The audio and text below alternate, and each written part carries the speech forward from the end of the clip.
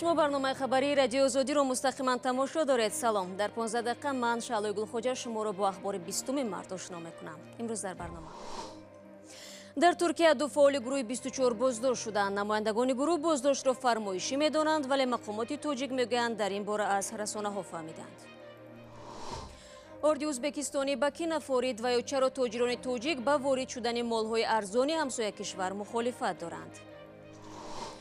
و سیاحتی طولانی جوان 29 ساله افریقایی میگوید بعد سرگردانی های زیاد در شهر خوجند وطن خود را پیدا کرد. دوستانی نزدیکم کمک کردند، نان دادند. مقامات امور داخلی تاجیکستان گفتند که بازداشت سهرابی ظفر رهبر گروه 24 و عضو این سازمان نسیم شریفов را در ترکیه از مطبوعات آگاه شدند. آنها روز 20 مارس گفتند فعلا اوباب یا اداره ضد جنایت‌های سازمانی یافته این قضیه را بررسی دارد. این دو نماینده سازمانی در تاجیکستان ممنوع روز 19 مارس در شهر استانبول ترکیه در منزل زیستشان بازداشت شدند. سهرابی ظفر 2 سال پیش ریاست گروه 24 را بر عهده گرفت. در پیامی با مناسبت آغاز سال نو خورشیدی که روز 19 مارس نشر شد، پرزیدنت آمریکا نوروز زیبا و مبارک را برای تمام کسانی که ورود بهار را جشن میگیرند آرزو کرده است. دونالد ترامپ با استفاده از فرصت حکومت ایران و سپاه پاسداران انقلاب اسلامی را تنقید کرده افزوده است که این یکی از سرچشمه‌های اذیت مردم ایران است. به قول دونالد ترامپ مقامداران ایرانی دارایی‌های ملت را به نفع خود استفاده میبرند. او علاوه کرده است که سپاه پاسداران انقلاب اسلامی 16 میلیارد دلار را به خاطر پشتیبانی از گروه‌های جنگجوی شیعه مذهب در سوریه، عراق و یمن مصرف کرده است. سال گذشته پرزیدنت آمریکا در پیام نوروزیش به سیاست دخالت نکرده بود. در همین حال با مساعدت مولی آمریکا در شهر دوشنبه مرکز تعلیمی منطقوی جلوگیری از قاچاق مواد هسته‌ای و سلاح قتل عام افتتاح شد. کاردار سفارت آمریکا در تاجیکستان کوین کوورت امروز در مراسم ویژه گفت که بجز از تأسیس مرکز مذکور، حکومت آمریکا آموزش کارمندان این نهاد در تعلیمگاه‌های مگاته یا سازمان جهانی نظارت بر سلاح هسته‌ای را سرمایه‌گذاری کرده است. مقامات توجیک نیز در شرایط بورژه جهانی با تروریسم تأسیس چنین یک مرکز در تاجیکستان را امر ضروری عنوان کردند. من با تمام آن کشورها، سازمان‌های بین المللی با آن دوستان ما که در بنیاد و در سازماندهی این مرکز سهمگذاری کردند تشکر صمیمی خود را می‌رسانم. گزارش مفصل در این باره را فردا در برنامه به شما پیشنهاد میکنیم. رو می‌آوریم به موضوعهای دیگر. شماری از کاربران شبکه‌های اجتماعی امروز چند عکس را از گذرگاه مرزی پخت‌آباد واقع در شهر ترسونزاده را نشر کردند. این کاربران میگویند ده‌ها نفر شهروندان ازبکستان صبح امروز می‌خواستند به تاجیکستان وارد شوند ولی مرزبان‌ها برایشان اجازه ندادند و گفتند از 1 اپریل چنین امکانیت فراهم می‌کردند. در حالی که روزی گذشته پارلمان تاجیکستان سازشنامه بیکار کردن روابط بین ازبکستان و تاجیکستان را تصویب نمود و رئیس پارلمان خواست که از امروز روای آزادانه شروع شود. تا هنوز سبب ازدحام و از کدام طرف فعال نبودن گذرگاه مرزی به ما معلوم نیست. همکاران ما این قضیه را پیگیری دارند و امیدواریم آن حل خود را می‌یابد. ولی آن چیزی که روشن است ورود مال ارزانی ازبکستانی هم به بازارهای تاجیکستان بحث برانگیز شده است، از جمله در بازارهای شهر دوشنبه. عبدالله شورف همکار ما با این موضوع آشنایی بیشتر دارد. چند پیش تاجران محلی در شهر کنیبادان برای وارد شدن تخم و اردی ازبکی به رفاه بازار مخالفت نشان دادند. درست است عبدالله؟ بله شهلا، چون این حادثه در یکی از بازارهای ناحیه کنیبادان که با ازبکستان هم سرحد است رخ داده است و چندی از تاجران ازبکستان به تاجیکستان مالهای ارزان خود را از جمله از قبیل تخم، آرد، گندم و حتی جاروب ها را وارد کرده بودند، اما به عکس العمل تاجران تاجیکستانی دچار شدند چون که نرخ قیمت محصولات آنها نسبت به آنی که تاجران تاجیکستان میفروشند به مراتب ارزان بوده است. برای مثال به گفته شاهدان تاجران ازبکستانی یک خلطه ارد را به قیمت 90-95 سامانی حاضر بودند بفروشند و همچنان نرخ دیگر محصولات هم همین گونه تا 50% قریب ارزان بوده است و این البته تاجران تاجیکستان را بسیار خشین کرده است. حتی شاهدان به ما گفتند که یک مناقشه بین تاجران تاجیکستانی و تاجران ازبکستانی سر زد و باعث نافهمی‌های زیاد گشت و تاجران ازبکستانی مجبور شدند سودای خود را قطع کرده به وطن برگردند. و ضمناً این امروز نخستین روزی است که تاجیکستان سازشنامه دو جانبه را با ازبکستان تصویب کرد و از این روز تاجران ازبکستانی به طور قانونی می توانند مال و محصولاتشان را البته به تاجیکستان وارد کرده به فروش بگذارند.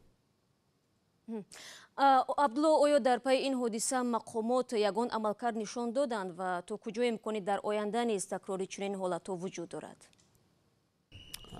بله، مقامات اداره پلیس ناحیه کانیبادام بیش از 5 نفر تاجرانی که با تاجران ازبکستانی مناقشه کردند البته بازپرسی و تنبیه داده است و آنها یعنی برای این عملشان در نزد کارمندان اداره پلیس جواب دادند و با همین این مناقشه عین حال تمام شده است. اما می شود گفت که در آینده شاید این گونه حادثه ها بیشتر رخ بدهند، چون که فرقیت در میان نرخ محصولات خوراکی تاجیکستان و ازبکستان خیلی زیاد است. تقریبا بسیاری از محصولاتی که از ازبکستان تاجران به تاجیکستان میارند از 30 تا 50% ارزان تر است و در آینده نزدیک به احتمال زیاد ما شاید شاهدی چنین حادثه ها باز می شویم.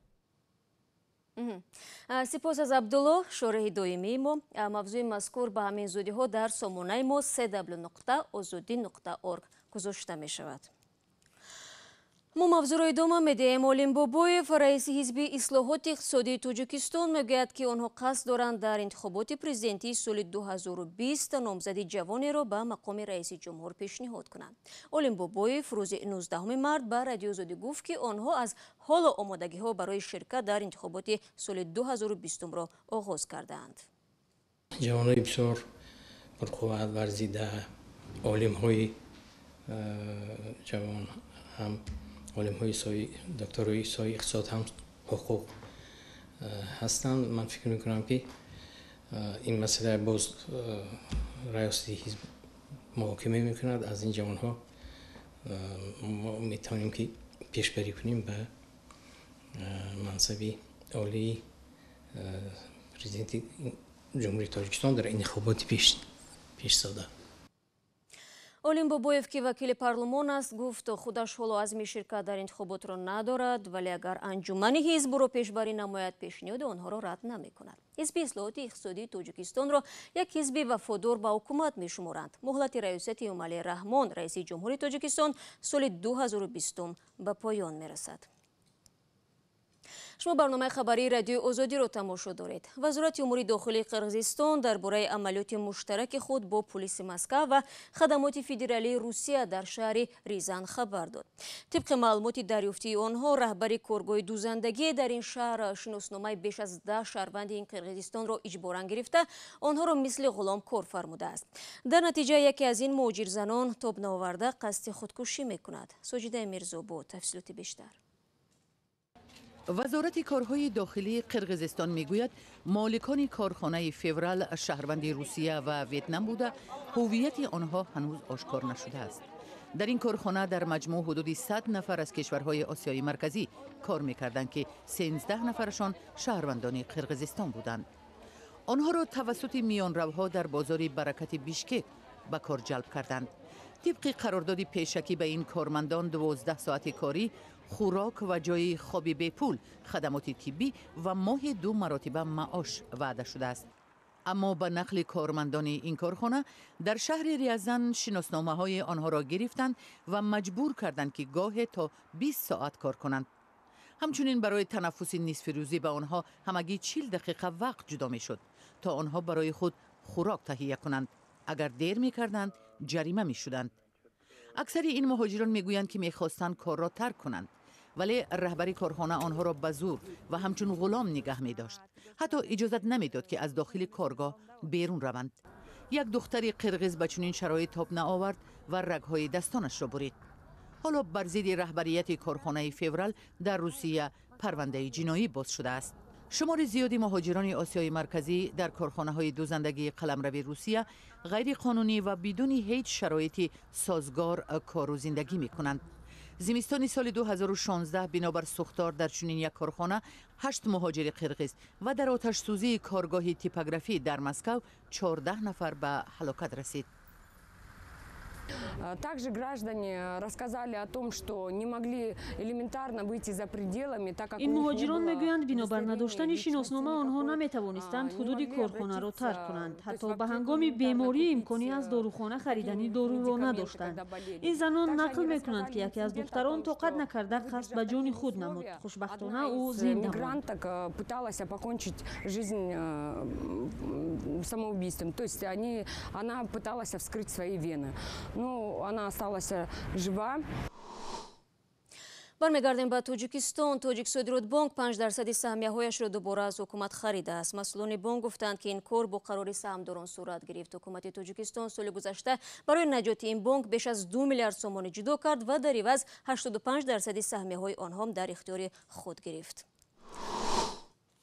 و این شب روز در پرورشگاه افراد بی‌سرپناه شهر خوجند جوان سیاه‌پوستی را میتوان واخورد که این مرکز یگانه مکان زندگی شده است. سلیم عبدول با اطرافیان اساساً با زبان روسی گفتگو میکند و میگوید نبود شناسنامه یا حجت تصدیق کننده شخصیتش او را در حالت نامعینی قرار داده است. با اینکه سنجیدن درستی حرفهای این جوان افریقایی امکان ندارد، ولی به ادعای او حدود 10 سال پیش وطنش را ترک کرد و بعد سرسونی و سرگردانی‌های زیاد در شمال تاجیکستان سرپناه یافت.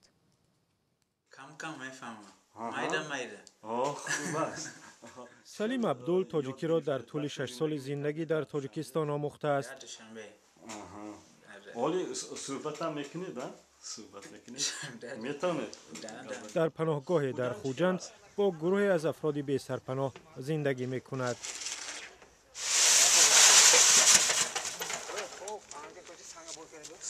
سلیم هم گفتند که کار ساختمان میتونن. این یاردم بکنن. 6 سال پیش با گروه هنری سیرک بازان به تاجیکستان آمد. سندهایش را دزدیدند، رفیقانش رفتند و او ماند. میگوید با کمک دوستان تاجیک سرپناه یافت و زندگی کرد. دوستانی نزدیکم کمک کردند، نان دادند.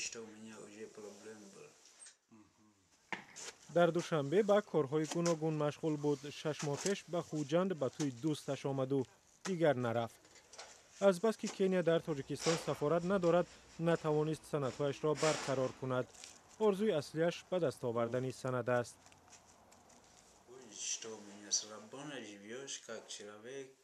یک مشکل اساسی هم سند است. اگر سند میدادند خوب میشد. مثل انسان زندگی میکردم، کار میکردم، یگان چیز میافتم. به سند هیچ کار کردن نمی شود.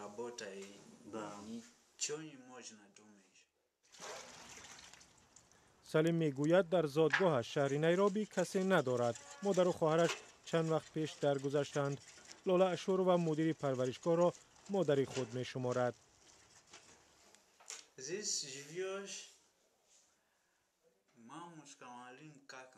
در اینجا زندگی میکنم. معلمه مثل مادرم است. خوب است، کمک میکند. میخواهد کمک رساند. اینجا برادر دارم. آرام است. رهبران پرورشگاه میگویند تلاش دارند به زندگی سلیم عبدول سر و سامان بخشند. بچه سلیم عبدول بچه خوب می باشد، خاراکترش نقص، زبانی چند زبانی میداند، زبانهای انگلیسی، روسی، تاجیکی، ازبکی میدانند. افریقا دیگه شخصیتشون معلوم کرده، با اینها به شناسنامه گرفته داده و همین خانه‌دار کرده که آینده به همین های جا کردنده. بله.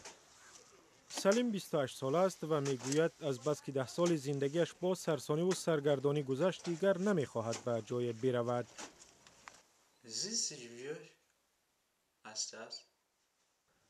میخواهم در اینجا مانم و زندگی کنم. من مادر ندارم، ولی اینجا مادر پیدا کردم.